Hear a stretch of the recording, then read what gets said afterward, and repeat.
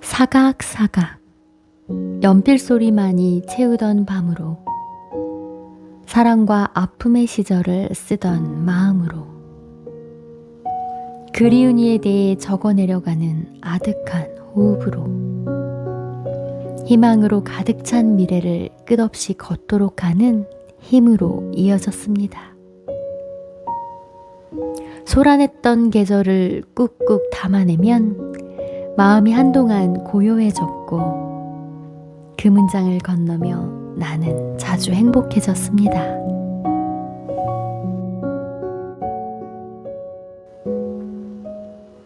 안녕하세요. 낭독하는 빵순이입니다. 오늘 제가 여러분들에게 낭독해드릴 책은요. 지식인 하우스에서 출간된 이수연 작가님의 기록하는 태도입니다. 그렇다면 책 속으로 들어가 보겠습니다. 고고싱!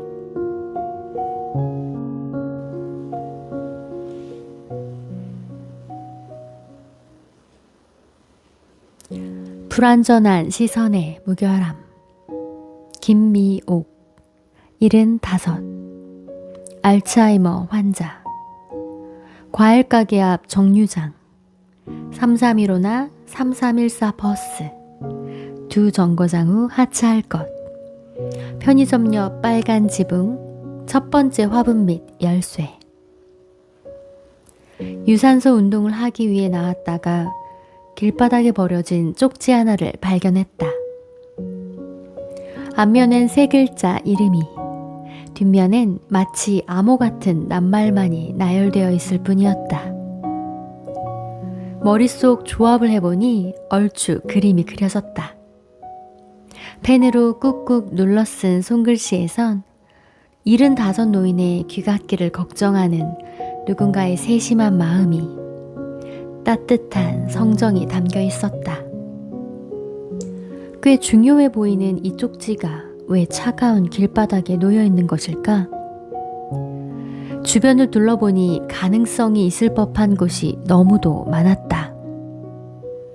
간판이 번쩍이는 주야간 보호센터와 허름한 동사무소가 먼저 눈에 들어왔고, 그 뒤엔 이제 막 생긴 재활운동센터와 각종 병원 간판이 보였다.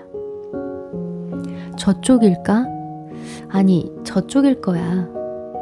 쪽지의 출처에 대해 무수한 가능성을 조합하며 이리저리 발걸음을 옮겨보았지만 확신이 서지 않았다.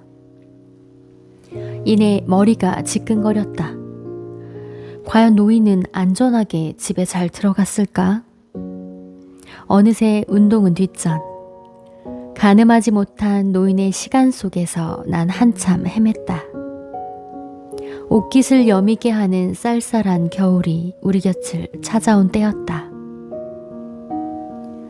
혹시나 작은 단서라도 발견할 수 있을까 싶어 쪽지를 이리저리 살피던 차, 끝부분에 아주 작은 글씨로 쓰인 번호가 눈에 들어왔다.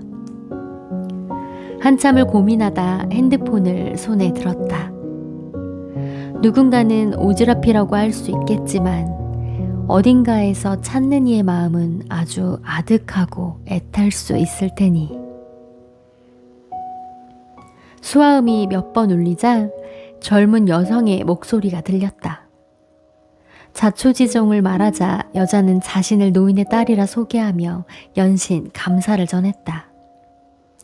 평소 하도 혼자 다닐 수 있다고 주장하셔서 가까운 거리는 어머님 홀로 보내지만 최근 치매 진단을 받은 뒤로는 걱정되는 마음에 꼭 쪽지를 주머니에 넣어드린다고 했다.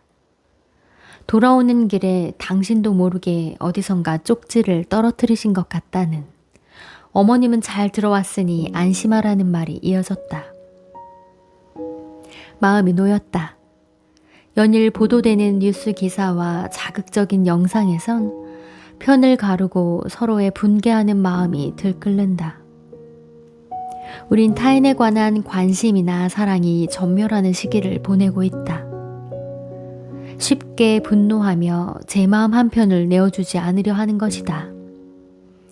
그런데도 작은 쪽지에 꾹꾹 눌러 쓴 어떤 이의 마음은 주목해야 하는 이유는 그 대상이 나일 수도 혹은 나의 소중한 사람이 될 수도 있기 때문이다.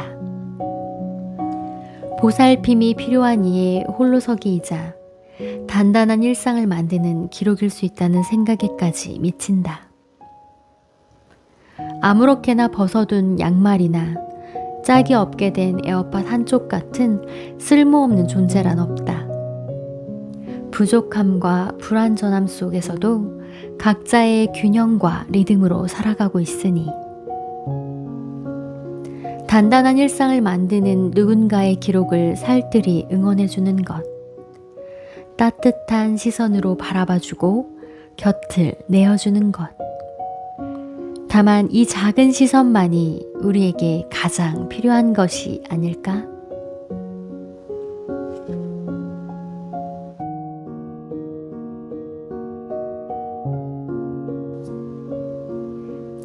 연관 검색어. 참 신기하지? 검색하니 너가 나왔어. 연락이 끊긴 지 꽤 오래된 친구가 댓글을 남겼다. 어느 순간 연관 검색어를 타고 들어왔다가 너를 발견하게 되었다고. 우연한 검색으로 다시 이어진 우리의 인연은 금간 마음을 다독이는 하루의 위로이자 삶의 빛이 되어 주었으니 그녀의 말에 놀란 것도 잠시 어쩌면 경건해졌던 것 같다. 정밀하게 쌓인 기록 속 너와 나를 이어주는 무언의 데이터들, 추억 속 서로를 살게 했던 아득한 그리움이 어쩌면 나의 흔적을 끌어당기지 않았을까? 그래서인지 요즘은 짧은 글을 적을 때조차 조심스럽고 신중하다. 내 의지와 삶의 행태는 또 다른 이의 아침이 될 테니 비단 내가 세상에 존재하지 않게 되더라도 남아 흐를 기록을 쓰며 쓰는 이의 태도를 되새긴다.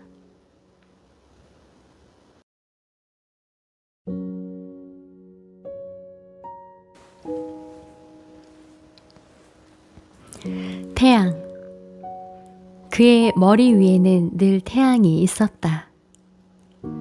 볼품없는 얼굴과 살짝 벗겨진 정수리, 왜소한 몸집을 덮는 엄청난 아우라가 그에게서 뿜어져 나오는 것이었다.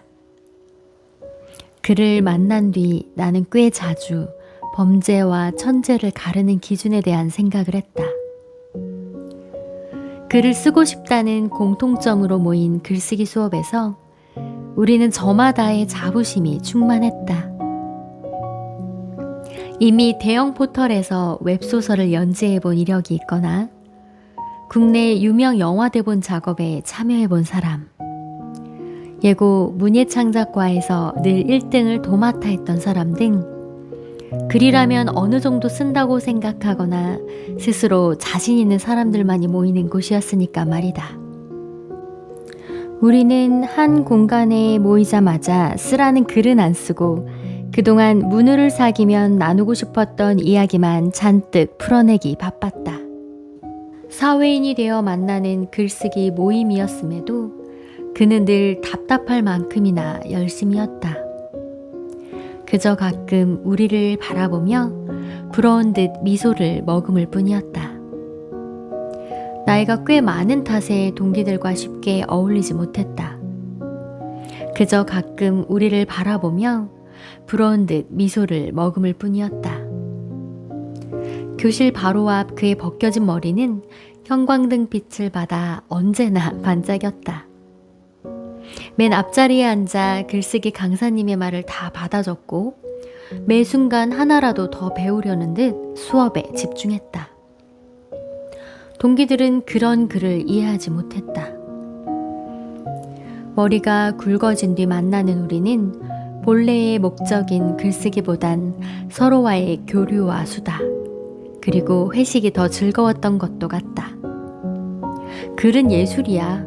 예술은 자유로움 속에서 나온다고. 저 아저씨처럼 미련하게 공부만 해서는 좋은 글을 쓸 수 없어. 글 모임 중 이미 자신의 이름을 내건 작품을 발표한 이력이 있는 동기는 그를 비웃었다. 우리는 꽤 자주 영감을 받기 위해서는 실컷 놀고 즐겨야 한다는 명목으로 자신의 행동을 위안했다. 그는 가끔 창밖을 보았고 혼자서 끄덕이는 순간이 많았다. 조금 일찍 강의실에 들어올 때면 늘 왼쪽 구석 자리에 앉아 책을 보고 있었다. 얼마 되지 않아 동기 중 가장 먼저 등단 소식이 들려왔다. 바로 그였다. 국내의 유명한 신문사에서 주최한 신춘문예에 소설, 시분야 모두 수상했다는 것이었다. 여러 출판사에서 작품 제의가 물밀듯 이어지고 덩달아 여러 문학상에서도 좋은 소식을 거두었다. 앞으로 작가로서의 탄탄한 입지가 펼쳐질 것이었다. 동기들 모두가 놀랐다. 동기 모두 재능이 있었지만 내로라 할 만한 결과를 낸 것은 그가 처음이었기 때문이었다. 그는 뒤이어 책 계약에 성공했다. 이례적인 행보였다. 다음 학기 강의실에 나갔더니 그는 처음과 같은 모습으로 앉아 있었다. 축하드려요. 나는 악수를 청했다. 어떻게 그렇게 좋은 글을 쓰셨어요? 분명 타고난 재능이 있으셨겠죠? 그는 수줍게 고개를 흔들었다.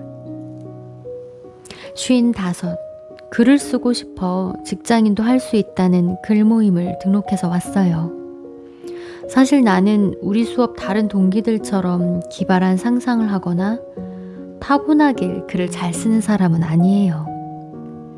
어릴 적 많이 배우지 못한 터라 공사장에서 막노동을 하며 생계를 이어갔죠. 아내는 가난한 삶이 싫어 어느 순간 날 떠났고 난 혼자 남았어요. 여느 날처럼 조붓한 빈방에 앉아 소주를 마시는데 라디오에서 시 한 편이 들리더라고요. 그때 난 큰 충격을 받았어요. 이런 아름다운 말로 자신의 감정을 표현할 수 있구나 생각하며 말이죠. 무작정 책을 읽고 미친 듯이 필사했어요. 하나라도 더 담고 싶어서 말이에요. 쓰고 싶은 풍경과 색채가 많아지며 내 삶은 더욱 풍요로워졌어요. 사람과 풍경, 일상에 대해 기록하는 지금 이 순간 저는 미치도록 행복해요. 매일 꾸준히 분량을 정해 글을 쓰던 것이 한 편이 되고 두 편이 되고 지금까지 수백 편이 되었어요. 글을 쓰는 사람은 평생 머리에 태양을 지고 가야 하는 삶이에요. 아무리 뜨겁고 힘이 들어도 타오르는 창작열로 묵묵히 자신만의 작품을 써나가야 하기 때문이지요. 기록하는 그는 달뜬 표정이었다. 사소한 일일지라도 꾸준히 써내려가는 마음. 보이지 않는 곳에서도 꿈에 대한 열망으로 꾸준히 삶의 관성을 이어나가는 자랑스러운 나의 동기. 그의 뒤에서 태양이 환하게 빛났다.